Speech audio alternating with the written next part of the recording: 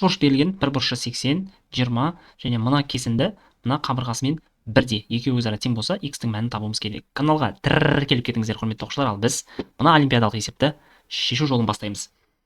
Алдымен мына бұрыштың мәнін қарастырайықшы. Мынау қанша градусқа тең? Үш бұрыштың ішкі бұрыштар қосындысы 180 градус. Демек 80, 20. Мынау да 80 болады ғой, иә? Үшеуі 80 болу керек.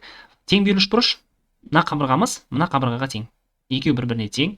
Осы жерде оқушылар мынандай түзу салайық. Мынандай сызық сызып аламыз. Бұл сызық мынау 60 градус болатындай етіп сызық салуымыз керек. Мынау 60 градусқа тең. Дәл солай мына төбесінен де түзуді салайық. Яғни мына толығымен 60 градусқа тең. Мынау бұрышымыз 40 градусқа тең деген сөз. Мынау да 60 градусқа тең болады. Былайша айтқанда біз тең қабырғалы үш бұрышқа толтырып алдық. Ары қарай екі төбесін бір-біріне қосамыз. Сол кезде оқушылар мына екі үш бұрышымыз өзара тең болады. Неге? Соны талқылап кетейік. Мына бұрышымыз 80 градус жоғарыдағы. Жалпы 80 градус, мынау 60 градус болса, мынау 20 градусқа тең болады. Кішкентай бұрышымыз 20 градусқа тең. Мына үш бұрыштың мына екі қабырғасына назар аударайық. Мына қабырғасы және мына қызыл қабырғасы. Және олардың арасындағы бұрыш.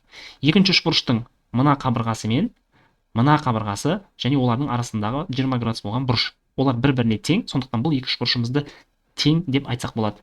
Егер екеуі тең болса, демек мына бұрышымыз бұл x градусқа тең. X-тің мәніне тең.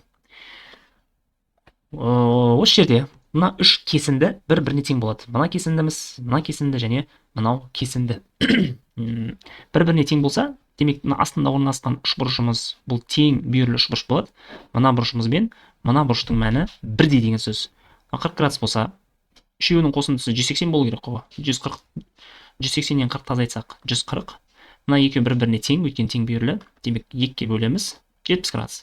Мынау 70 градус және x-тің мәні бұл 10 градусқа тең болады. Өйткені мынау 60 градус. Демек жауабы 10 градус екен.